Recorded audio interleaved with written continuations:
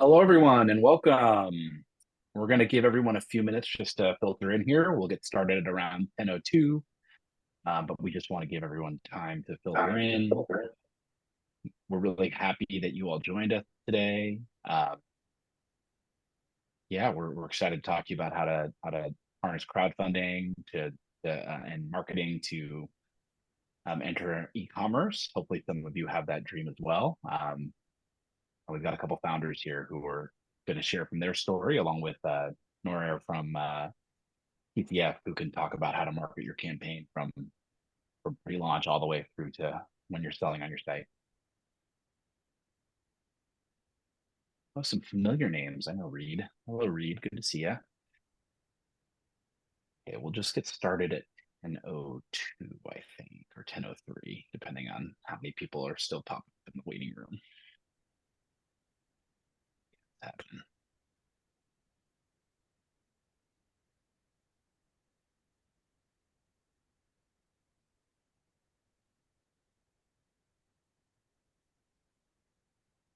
Cool. Okay. Waiting room still happening, so I'm going to give everyone a couple more minutes. Thank you for your patience, everyone. Very happy to have you all here, especially in December. I know holidays things can get busy. Just another minute for everyone to show. We'll get started at 10:02, everyone. So if you want to grab that coffee or that water, now's the time. Working on my NPR voice, clearly. You have a great NPR voice. That's a backup dream of mine. If this whole crowdfunding thing doesn't work out, I can always switch to radio host. So, okay, we're gonna get started here at 10:02. We'll continue to admit people as they show up. Thank you all for joining us here on this webinar covering how to transition from crowdfunding to e-commerce. My name is Andrew Wingle. I'm with Indiegogo. I've been at Indiegogo for the last 4 years, helping campaigners and agencies get the most out of their campaigns that launch on the platform, trying to help everyone raise as much money as possible, have a successful campaign as possible. I'm joined by Norar from the crowdfunding formula. Norar, would you like to introduce yourself as well? Nice to see you, everyone. I'm Noray, as Andrew said. I'm from TCF. I'm the head of campaign management at TCF, helping creators to launch their campaigns on Indiegogo and then continue on e-commerce. Not Indiegogo, on crowdfunding overall, and continue on e-commerce as well. Yeah. Nice to see you, everyone. Great. Yeah. And Warner's at Indiegogo. We have a direct Slack link with the crowdfunding formula. So when you work with them and launch with Indiegogo, you get the best possible service, communication, all that is buttoned up on our side. So now it's time to move to our guests of honor. We have two founders here. I wanted to introduce Sandy and Petros. I'm going to hand it over to you both now. And if you could start off a little bit of how you came up with your idea. I think it's always great to hear from founders how that idea was born. So I'm going to hand it off to you now. Go first, Sandy. Would you like to go first? Please, you go first. I'll go after. Okay. I'm Sandy Stinson. I came up with propel, and I had, necessity is the mother of invention. I had two, medium-sized dogs and a very large backyard. And I've always let the dogs go in and out with the doggy door. And during the winter, I'd leave for work and it was dark. I'd come home from work and it was dark. And I'd go out in my backyard on Saturday and spend half the day picking up dog poop. And, because all the current methods was like pick up a single pile. And so, with the big backyard, it was, I'm not kidding, it took a long time. And so it's like, well, I need something like a pail and a scoop. So I started using an office trash can with liner bags and a kitty litter scoop, and I could pick it all up. But then it rained and it filled with water. It was disgusting. And it's like, no, I need a covered pail and a scoop. And it kind of came around. It's like, well, if I want one of these, I wonder if other people do too. And that's when I started working with, I actually went through a few engineers before I found one who could come up with the proper design that, functioned well. But, the old adage, build a better mousetrap and the world will be a path to your door, that is completely not true, because how do you market that mousetrap? How do you let the world know what you've got? And so anyway, that's where TCF came in, the crowdfunding formula. And that's when I reached out to Petros, who ran the his campaign, and I tried to do my own campaign and didn't do so well, which is I reached out to somebody who had a successful campaign, which is where I met Petros, which I met him before he introduced me to the crowdfunding formula. Go ahead. Thank you. That was actually a very cool evolution of how your product came to be. I don't think I ever heard that story, but I'm Petros Tertsakian. I'm founder of Bristly Brushing Stick and current co-founder of All Around. But the idea for that really came from a similar kind of experience as Sandy described, from a need or from a pain point in my own life. The sort of initial inspiration, if I'm looking back, came from the fact that I lost my childhood dog due to oral disease. And this was because at that time, no one was really talking about pet health. There was no huge movement toward like humanizing pets and all these services and products. And so we didn't know any better. So when as an adult, when I adopted my dogs, I had 3 dogs, and trying to brush their teeth was just an absolute nightmare. Anyone that has dogs knows this feeling. Like you try to like struggle with them and force, something down their mouth, and they hate it. They bite on it. It's just unpleasant. So in my sort of moment of what the heck can I do, it wasn't really a moment, but more of like just pondering this for a while. But I noticed my biggest pit bull Mocha playing one day with a toy that I'd gotten her. And, it's something that all dogs do, but you don't really pay attention to it. But then it just, for whatever reason, it hit me that one time where she loved to squeeze things, like they love to squeeze things between their paws and bite down. So the thought occurred to me, well, why don't we just design for their behavior, their anatomy, let them do what they naturally can do, but have the product enable them to accomplish a goal on their own. And so that's where the idea for Bristly came about. And then, thinking through that a bit, the shape, the design, the specific way that the product worked, kind of like came from sketches and ideas. And I knew nothing about manufacturing, injection molding, or anything related to product creation. So months of questioning and being curious, talking to engineers, talking to mold designers and companies, learning and then refining, and then ultimately leading to the launch of the product. But that's kind of the inspiration and how the product came to be. And then there's a whole other story of crowdfunding we'll get into, but that was the initiation. Thank you both for sharing that. I'm sure many of you in this room today have similar stories where you've found a pain point in your life and now have a product around it. So it sounds like we kind of got into, first I'll set the agenda. What we'll be talking and covering today are, 1, the ideas and meeting the founders. We've done that, and met Noriar as well, and myself. Next, we'll be exploring the fundamental role of crowdfunding and generating market demand. Then we'll move into analyzing the key metrics to measure the crowdfunding success and how to transition towards e-commerce goals. The milestones that are needed to achieve, how in-demand plays into that. We'll cover that as well. Then we'll move into establishing different resource management processes for e-commerce because they are different than what they'd be on crowdfunding. And then we'll look at understanding the differences between crowdfunding marketing strategies and e-commerce marketing strategies, because the transition there can be a bit of a leap as well.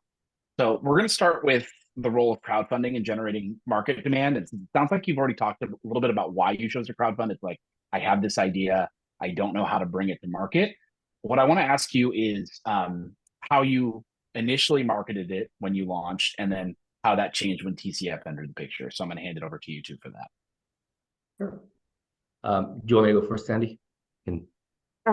I thought all I'd have to do was put my product on on Indiegogo or Kickstarter or whatever, and everybody would find out about it. But it's just a platform. You have to market it. And so the first time I listed it, I think I got $1,000 in sales. That was just kind of, people who found it. And it's like, oh no, there's got to be a better way to market this. I went through, I can't tell you how many shyster companies there are out there who will ask for money to do test marketing, take your $5,000, say, oh, we ran some ads, your product's no good. And so then they keep the $5,000 and then you're like, okay, well, now what? And after going through a few companies like that, that's when I reached out to Petros, because he had run a successful crowdfunding campaign. I think he's, the Bristly dog toothbrush sold over $1 million. And it's like, I want numbers closer to that. And Petros got back to me and said, oh no, TCF did everything for me. And there was a little bit of a waiting, because they have campaigns going and there's the best time of year to run campaigns. You don't want to run a campaign during the holidays, obviously. And each product is different. Some may be better in the summer, some may be better for fall yard cleanup. You just don't know. So I worked my way up to the top of the queue, and TCF did a lot of market research, testing, before they agreed to move forward with the product. So yeah, that's a great point. Yeah, I had a somewhat similar, but also a little bit of a different experience. I actually started initially when we first launched the product. I had partnered with a larger online, just a brand, an e-commerce marketplace that was specific for pets.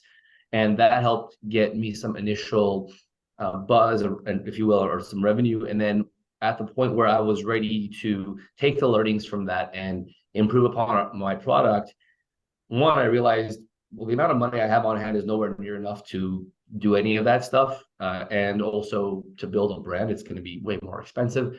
And it was around the time where I actually discovered TCF had just come off the success of the Volterman wallet. And a friend knew the founder, I believe, and then I kind of got introduced to TCF that way. And I'd seen what they've done. And I was like, this is the way to do it, because I knew it was difficult to do crowdfunding, because I had a previous experience with another person that he did his own crowdfunding I was kind of involved with, and it just flopped because the same approach where, oh, I'm just going to put a video out there and try to get this done on my own. It didn't go anywhere. So I was like, I can't do that. I'm not experienced here. So I want to work with a company that knew what they were doing. And similar experience, just started to reach out, and they looked into it, did a lot of research, and came back with insightful understanding of like my market, my product, and thought there was something there. And before we launched, we did a lot of preparation and things like that. That was kind of my experience into crowdfunding, and that really helped set the stage for my brand, I think. Yeah, I remember. Thanks, Steve. Nora, go ahead. Feel free to add. I remember the case with Propel, actually. It was a very good story. Like the product, we were debating a lot in our company if this is the product that can have that success or not. Like, and because it was a very useful product, but we didn't understand that there is we didn't realize if there is a big market or not. So we initiated tests. Like right now we do tests on prelaunch.com. Back then we didn't have that prelaunch.com platform. So we initiated a test for Propel to understand if there is actually market, because even though some of team were understood that the value is big, but how big it is in terms of market, we didn't realize. So after implementing the test, we understood like they're quite big market. And actually both campaigns for both Bristly and Propel campaigns were very creative campaigns. We implemented a lot of creative stuff there, but I want to highlight the Propel. If you go to Propel Indiegogo Kickstarter page, you will see how creative the campaign page is. Like this is my most favorite campaign page in the entire crowdfunding. Whatever has been done is not about that we did that, but it's overall, like we created characters that were speaking with each other, showing the products. So our participants can check the Propel page. So this was a very creative approach that helps also to increase the increase the visibility, have the virality for the product to have the success. Yeah.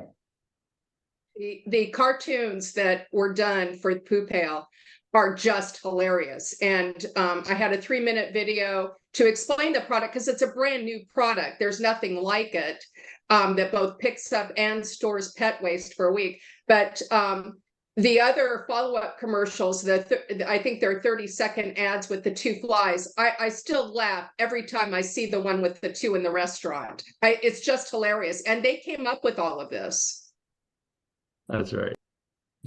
You know, that connects to, I think, the next part of our topic, which is the actual crowdfund that we're going to move into. I think both of my conversations with you, Petros, leading up to this call, and Sandy, one of the big keys of crowdfunding is that personal connection and creating ads that are able to connect with someone on a person-to-person basis, since it is an investment. So wanted to ask you guys, what's one thing about crowdfunding that really surprised you during your Kickstarter run? Like, what was one thing that surprised you during your launch and your run?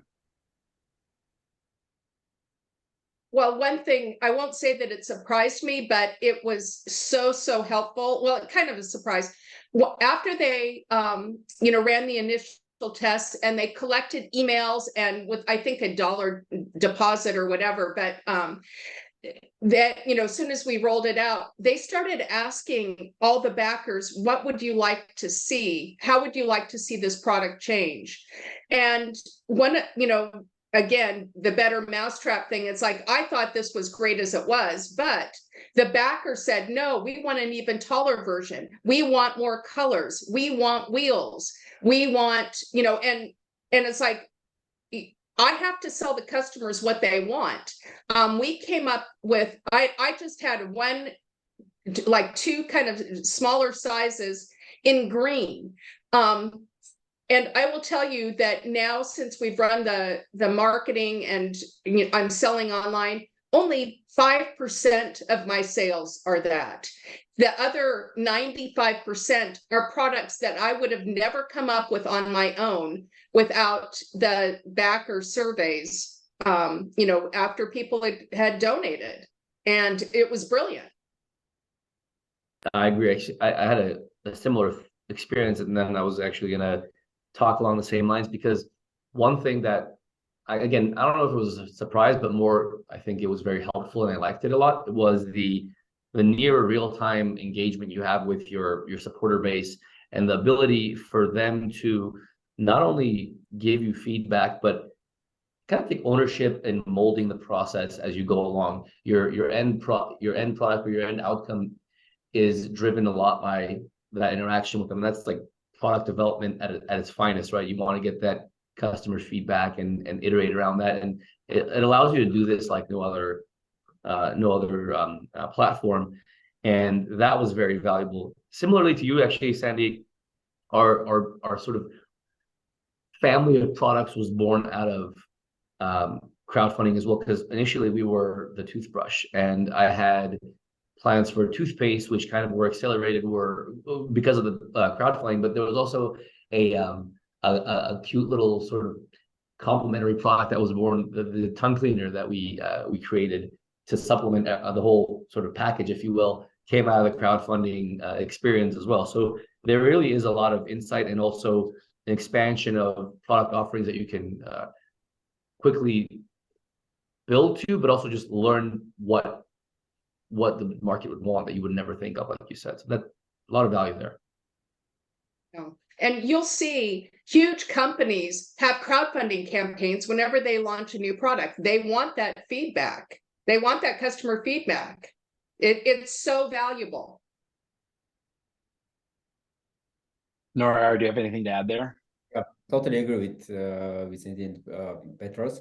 Yeah, crowdfunding is very good in terms of developing the product, understanding the actual need of the product, and what customers want. Because the backers are the ones who supported you initially and are very much engaged in your business and in the product, and because you are on the just prototyping stage, right? Like, you can change a lot in your prototype, in your final product, and they are very much engaged in providing you the feedback, make it even better. So yeah, like a lot of companies are launching their crowdfunding campaigns to understand the demand, also get the feedback, improve the product. So whenever they enter like on e-commerce, on the next stages, they have the better product, the product that actually people need. So yeah, and also during the crowdfunding, you find out a lot of like I personally remember a lot of cases where,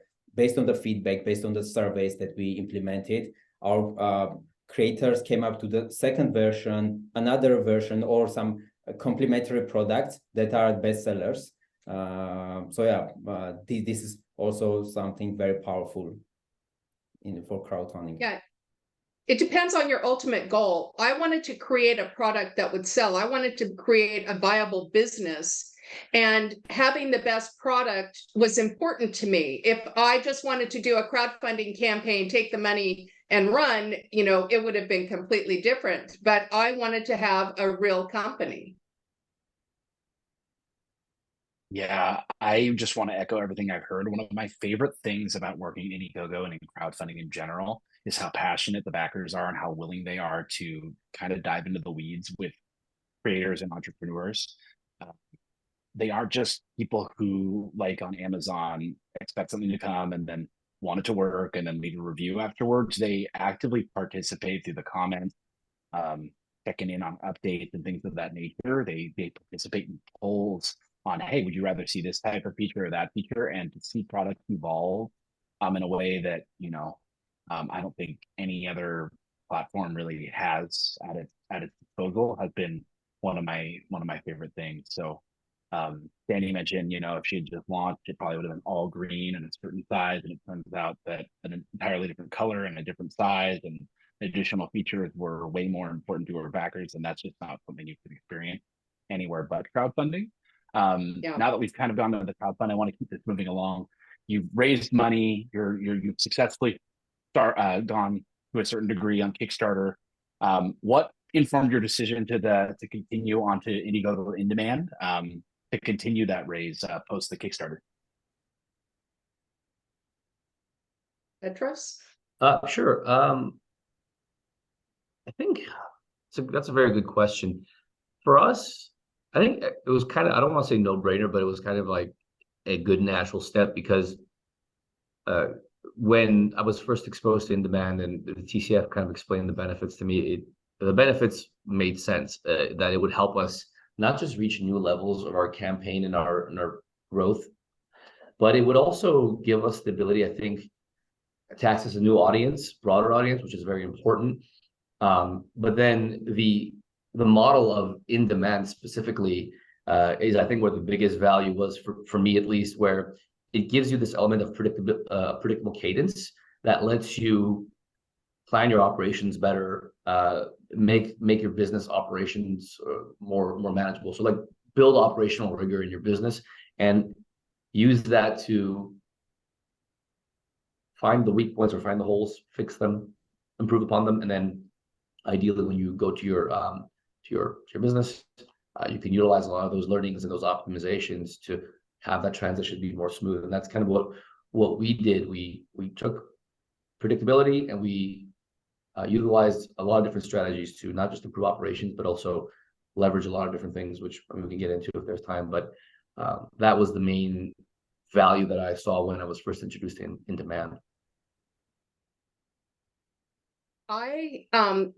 My Kickstarter campaign was for 30 days. And once you've met your goal, you can't extend that. And to take advantage of the momentum that we had from the Kickstarter campaign and all the marketing, we rolled over to Indiegogo in demand. We knew we wanted to do that. Now, for me, the transition would have been a lot smoother and a lot more seamless, but I did this during COVID and there was supply chain issues. I would have loved to have just continued the in-demand, Indiegogo in demand until I was ready to deliver all my products. Because of the changes that the backers had suggested, I had new molds made, some design changes and adjustments for wheels. I didn't like them. I had to go back and do that. and change that. I was told originally that those changes would take a month, that it would take 3 months to deliver my product and those changes would take a month.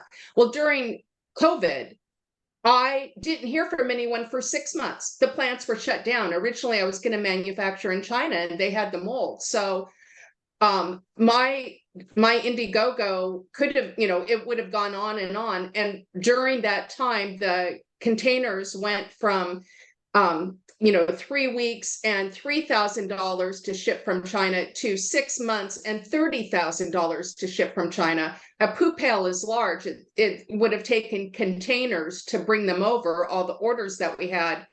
And so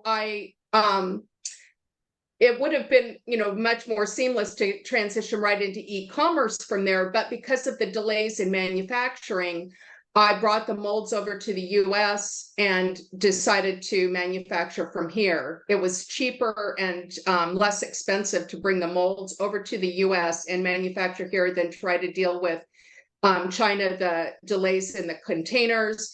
And there's a 28% tariff on goods imported from China that are plastic. There's a lot of reasons to manufacture here, as long as it's not too much more expensive. But because of COVID, I had such delays. I think it would have been a lot more seamless, to go from Kickstarter to Indiegogo in demand to e-commerce, but I had a delay because of COVID. So. Basically, look, the crowdfunding live stage, doesn't matter if you run your campaign on Kickstarter or on Indiegogo, is very, very intense period where you generate most of your resources, put all your resources to generate as much as possible, and you keep the momentum and your campaign ends. Okay, so it's like, say, in 30 days or 45 days or 60 days, your campaign ends. But there is a momentum, and all the products on crowdfunding, in 99% cases, the products are not ready and it takes months. So the creators can produce and deliver. So let's say you skip moving to in-demand, Indiegogo to in-demand. You lose this momentum, right? Because people start forgetting about your product some 6 months, and then you come up and say, hey, I'm back.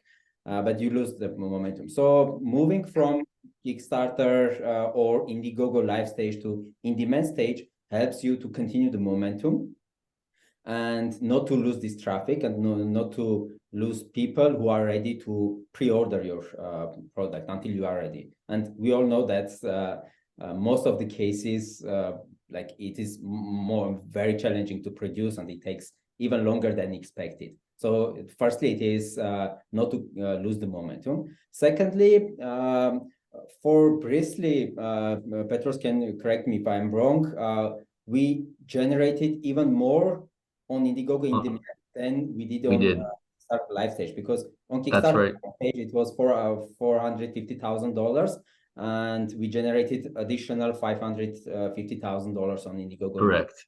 So it's not always like you move to Indiegogo in demand and you just have a couple of conversions. It's also a good way, if you market well, if you have good strategies, it's a way to even double your whatever you raised or even more. So it's very highly recommended for creators who are not ready to deliver, because there are some campaigns that are pretty ready to deliver right after the campaign. It's very recommended to move to Indiegogo in demand. My recommendation is. Actually, one thing that on that note, we did make more on in demand, and was actually at the time, I believe Bristly was the first pet campaign to ever reach or surpass $1 million on crowdfunding, which was incredible. If I'm getting my stats right, that was a big milestone. So it happened on in demand. Yeah.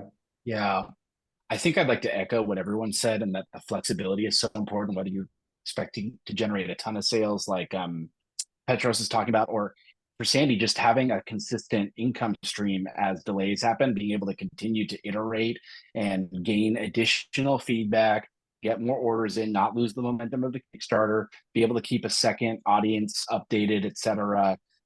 Get even more of that initial boost is so important. And this is where I think the category divide comes into effect. I think the 30 to 60 day initial campaign for a creator who's publishing a book or who's making a film where there's a set amount of cost it takes to get that thing finished, that amount of time makes a perfect amount of sense for those two types of categories, because once you have that money, you can go make the movie, you can go finish writing the book, you can distribute it via ebook, PDF. There's a billion ways to do that if you're kind of a creative crowdfunder, and there's tons of room for that on Indiegogo and Kickstarter. But if you're an entrepreneur, the development cycle is longer if you're making a product, a physical piece of hardware. And the 30 to 60 day campaign doesn't really capture that shift from production ready prototype to actually bringing it into production. So having that flexibility, whether you launch on Indiegogo or Kickstarter, can be a huge boost.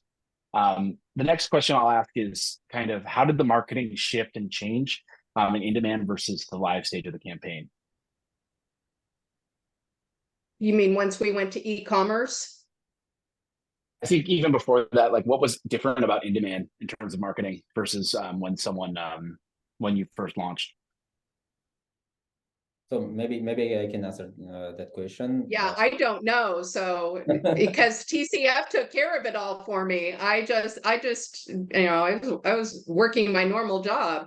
So yeah. So basically, after you move to in demand, there is no countdown on the page. Like you can stay on in demand for I don't know years, even, right? Am I correct, Andrew? So you can stay there for much longer time, and the conversion rates normally drop a lot. So a couple of times it drops, couple of times, and if you don't do like proper marketing there because of like the prices increase. Normally, creators increase the prices other than whatever is offered on live period. There is no scarcity. There is no countdown going there. Nothing is happening there. So the conversion rate drops. So if you keep the standard marketing activities like you did on live period, you are not going to succeed. So it's important on Indiegogo in demand stage to create the sense of urgency there by providing short-term limited time offers, or give some privileges to early comers on Indiegogo in demand stage. So this is strategies and tactics that you need to implement on Indiegogo in demand stage to keep your conversion rates as high as possible, closer to your live period stage. But other than that, yeah, once we understood the conversion rate drops, like I can speak about the projects that we are discussing right now, Propel and Brisley. Like we implemented a lot of interesting strategies. For Brisley, I remember we implemented the challenge. Petros can remember the My Dog Like Me challenge. Yes. Yeah, this was a very funny and interesting strategy that was implemented.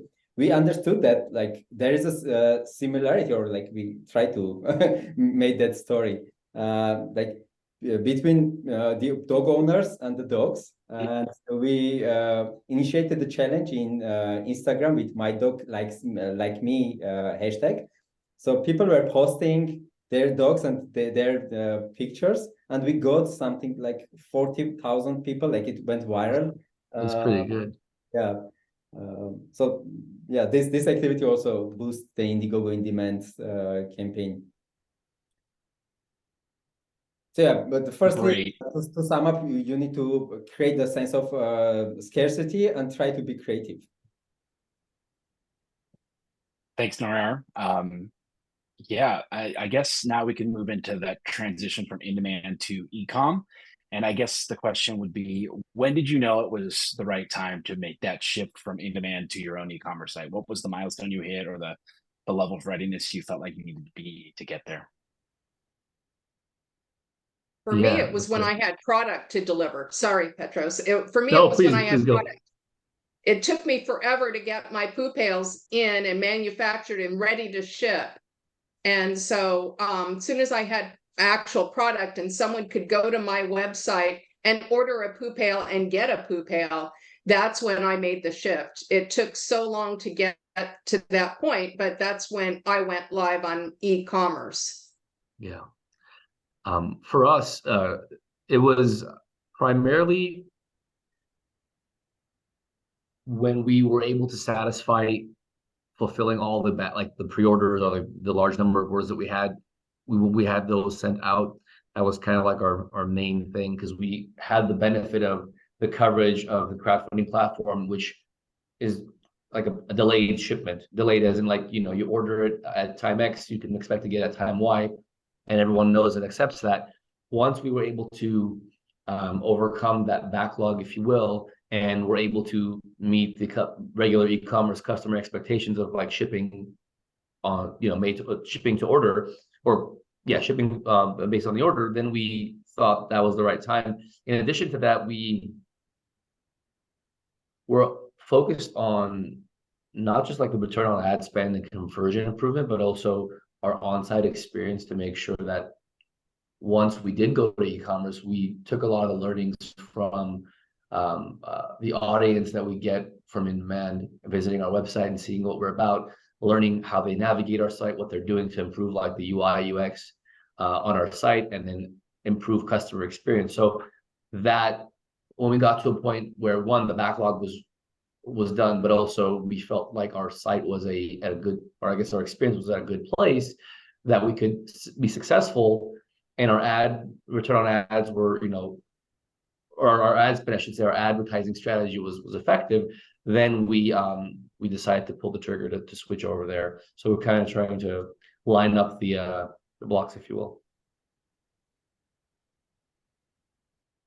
Nothing to it. No worries. I thought I Petros. unmute myself. I Yes. didn't mean to leave you hanging. Go ahead, Sandy. Petros didn't have the advantage of having TCF. TCF for me still handles my e-commerce, which they weren't doing back when Petros launched.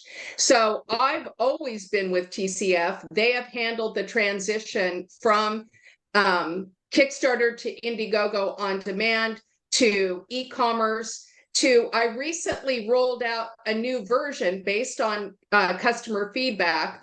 My previous product, propel 1.0, was difficult to put together. There was, the complaints that I got from backers after they got it and started using it. I went back to the drawing board and redesigned it. And Indiegogo on demand handled a second campaign for that product, propel 2.0, which I'm delivering next week. So it's, all of those shipments will go out too. And that was the other thing too, that I didn't launch e-commerce until I had filled all 6,000 some odd orders of the propel, to the backers. I wanted them to clean that up first. So I jokingly take credit for putting the bug in TCF's ear to offer e-commerce marketing as well, because that's one thing that I was actually actively like asking for, like, hey, why don't you guys do it on e-commerce? And I know that they had plans to, and they just weren't ready at the time, but I'm glad that they're doing that now, and I definitely wish they were doing that at my time as well. They've got online marketing just so wired. It's like, why not do it? So they handle this for me too now. So they handle everything for me. It's been fabulous. They handle my website. Everything. Yeah, and I'll echo that sentiment. There is huge value in having the same agency who works with you on the Kickstarter platform, then the Indiegogo platform, and then transitioning into e-commerce, because they have all the data, the conversion data from that initial launch, whether you launch initially on Indiegogo, launch initially on Kickstarter, go over to Indiegogo in demand. They have the conversion data and the demographic data that just lets it be more seamless. The strategies may change, but the data doesn't, right? The data doesn't change. The data remains the same. So as we transition there, that's a perfect way to flip into what are some of the e-commerce strategies and what are some of the learnings that you get from in-demand that help you transition your marketing strategy to e-commerce? And I think I'll pass it to Nora first, and then we can always add. So Nora, you want to take that one? Yeah, like the marketing activities for e-commerce are quite different than whatever is being done for crowdfunding period. I wouldn't say totally different, but there are a lot of differences between crowdfunding and e-commerce. Because firstly, the audiences are different. Because on crowdfunding, mostly the backers are early adopters who are open to innovations, open to risk money, even to get some extra benefits, and they want to be part of product development and so on. But on e-commerce, it's not like that. People just purchase and expect to receive right away. So the audiences are different a little bit. But the beauty of e-commerce right now is, after transitioning from crowdfunding, is that you have already the community that can help you to boost your e-commerce. Because like most of the brands try to get, for example, like everyone knows that nowadays the UGC content, user-generated content, is the most important for, like, very, very important for marketing activities. Like after Indiegogo, you have thousands of people who receive your product and can generate that content for you. And you already have the product that's people have the product that can help you to boost your e-commerce activities, e-commerce sales. Secondly, during the the crowdfunding overall period, normally you get 1 to up to 10 prototypes that you are sharing with influencers, journalists, or so on, trying to create some buzz there. On e-commerce stage, like you are more open to have that kind of collaborations, have long-term collaborations. But one thing that is very important compared to compared to crowdfunding is on e-commerce, you start thinking long-term, and the planning is much longer term, years of planning divided by months of activities.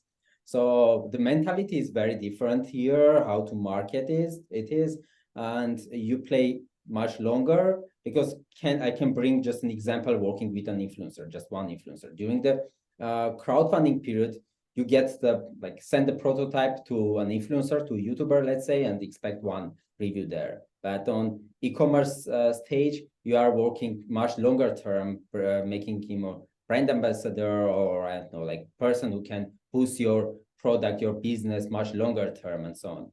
So generally speaking, you are doing much longer term planning on e-commerce, and trying to get to reach to your milestones divided by months. Yeah, totally. I can echo that. There's a built-in urgency to a 30-day timer for the Kickstarter or the Indiegogo campaign.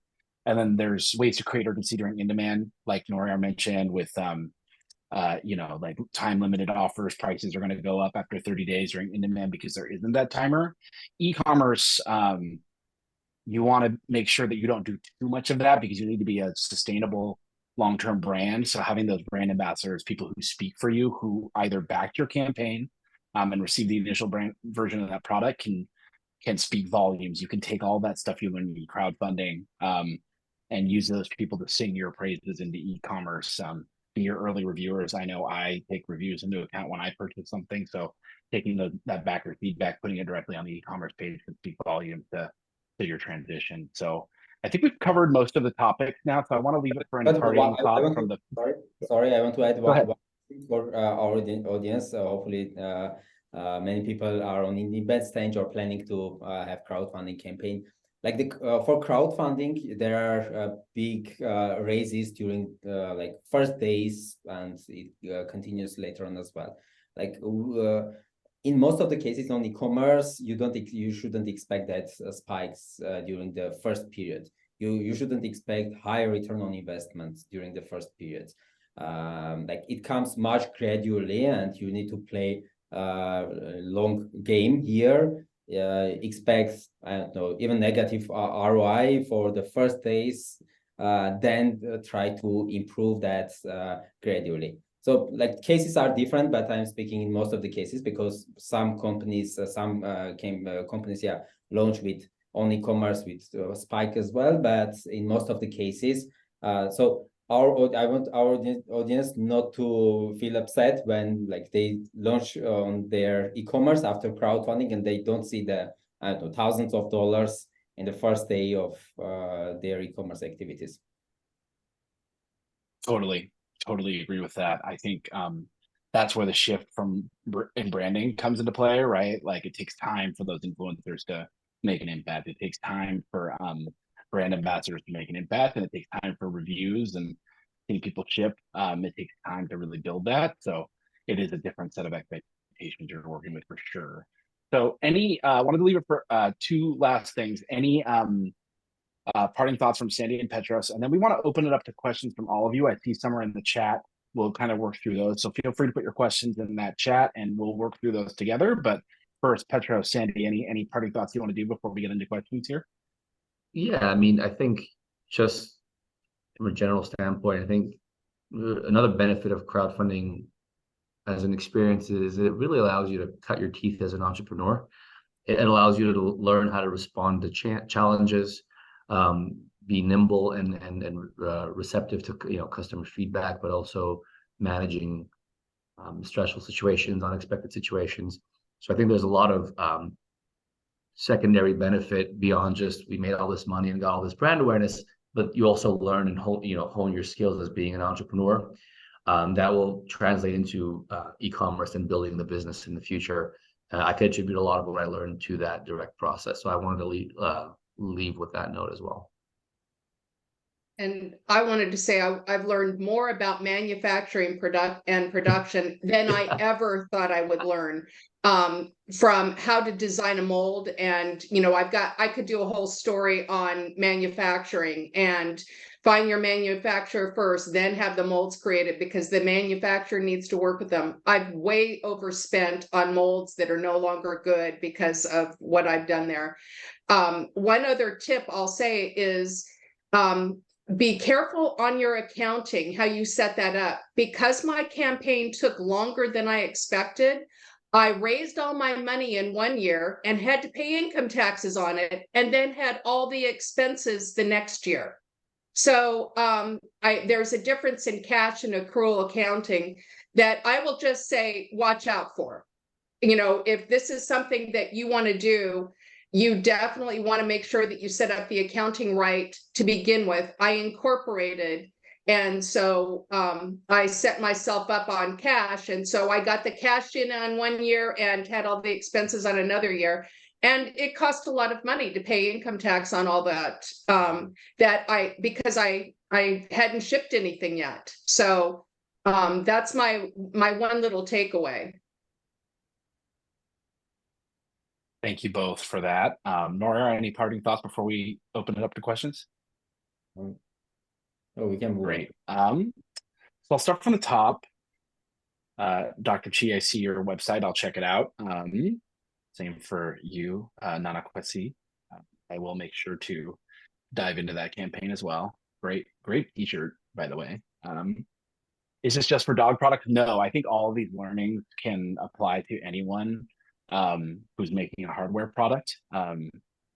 Yeah, so feel free to, if you have trouble translating it, reach out to myself on the Indiegogo side. Nora, who on the TCF side would be good to reach out to? Maybe Arthur at TCF.team. Yeah, if someone could put his email in the chat, that would be great. He can sift through and get there for you. Looks like we got those links. We're good. What are the best strategies to utilize in building backers for my pre-launch campaign on social impact projects on the Digital United? Let's connect with that one offline. I'll put my email in the chat for that one, and I can show you some example campaigns of more social impact projects that have launched on Indiegogo, and we can go from there.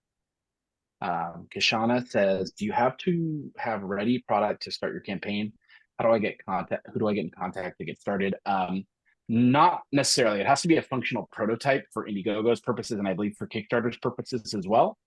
So reach out to me. I can connect you to the trust team on our end, and we can kind of figure that out. And then on your side, or also Arthur for that, right? Yeah. Yes. To Arthur. So just to add here, like to be able to launch a campaign on Kickstarter or in Indiegogo, you need a functional prototype. But my recommendation is to have a couple of prototypes, because each prototype has much higher value in marketing point of view, because the campaigns that has more than one prototype. We utilize it in a very, very good way, create a buzz around the product, around the campaign, send to the journalists, the best journalists out in the world, Forbes, Mashable, TechCrunch, or the biggest YouTubers, and do a lot of marketing. So my recommendation is to invest a little bit more money. I know it costs much more than like the production units, but invest more on prototypes, develop a couple more prototypes to have much bigger campaign. Great. From BozBoz, 8% fee for transitions that transition from KS, 3% more than native Indiegogo launches. I don't think we plan to change that, and it's because we want to make sure we reward campaigners who launch initially on Indiegogo to have that 5% fee the whole way through. Most people with lower margin campaigns simply raise their prices in demand because it is that in between, and they want to make sure those initial backers don't feel like they got like ripped off, right? Like if you have the same price in demand that you had during the live campaign, whether you launch on Indiegogo or Kickstarter, those initial backers can sometimes do a little bit of a revolt. I don't want to oversell it, but like they're like, why did I stick my neck out for this campaign? Essentially, if you were just going to keep offering it at the same price for a longer period of time, why did I put my investment out there if you were just going to keep selling it at that price, either on e-com or beyond? So I think no, we don't have any plans to change it because we need to make sure we maintain a strategic advantage for our campaigns that launch initially on Indiegogo. We want to give them a reason to do that. And I don't think there's any issues with raising your price to increase those margins during the in-demand period. So Daniel's asking, what does TCF charge? I think you guys have a pricing list on your page, which you can link to, and then also reach out to Arthur because it depends on the services, right, Nora? Yeah. It's better to reach out to Arthur to discuss that. Okay, it looks like the 3PLs got answered. That's great. Yes, my email. I'll just do it now. Everyone in meeting. Happy to have a call with any of you. Just shoot me an email. What budget for KS or Indiegogo campaign do you estimate a creator should have ahead to reach, let's say, 500,000 or 1 million in USD sales? Nora, you want to take that one first, and then I can give my thoughts? Like most of the cases, you need to have from 10 to 15% of whatever you are planning to raise. So let's say for $1 million campaign, you need to have $100,000 to $150,000 marketing budget. Like if you don't have, don't worry, like contact us as well. There are ways to provide you marketing budget for crowdfunding campaigns. So don't be upset that you have a genius, very good idea, but not that money to invest in crowdfunding. There are solutions. I'll say also that I'd spent so much money on prototypes, and there's an initial fee, for the testing and for the cartoons that we did. When I ran my campaign, I took out, I won't say, it's kind of an advance against marketing through that TCF arranged. And so on the, $500,000 that plus that was raised, I came up with the initial amount, but they advanced money based on how the campaign was doing, so they kept the momentum going. Perfect. Thank you for adding that. Let's make sure we get all these.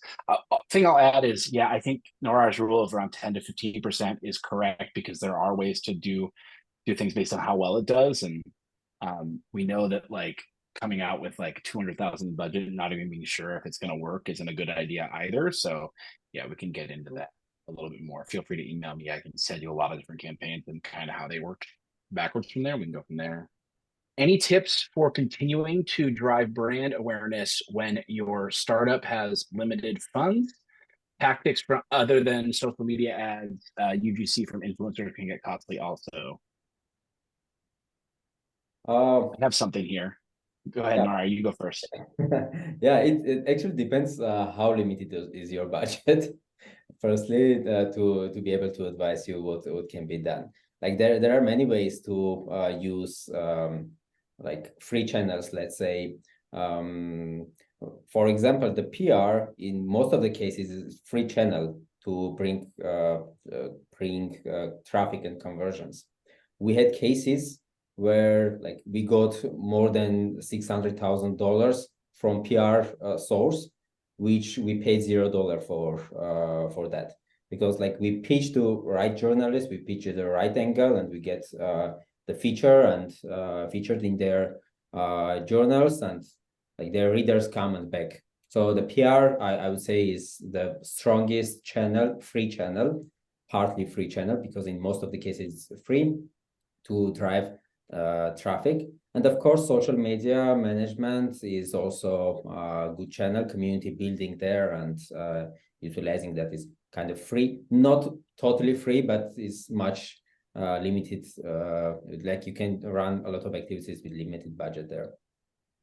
But like to provide you better ideas for how you can run campaigns, like you can reach out to me as well. My email is norai@tcf.team. We can discuss that, your case.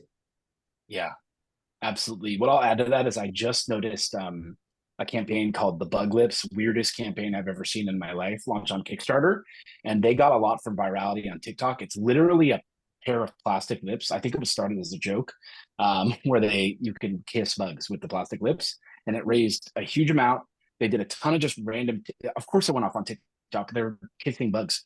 That was crazy. The younger generation was all over it. So things like that you might be able to surprise yourself with, but let's connect offline, figure out the product, and brainstorm a little bit, because obviously, not everyone's bug lips, but that's a good start. I thought I'd throw that one out there. So check out Bug Lips on TikTok if you haven't, if you want a little entertainment. How are issues handled within e-commerce, like returns or damaged items? Petros, I know that's something you're working on. Do you want to start there? Yeah, sure. Let's tackle that.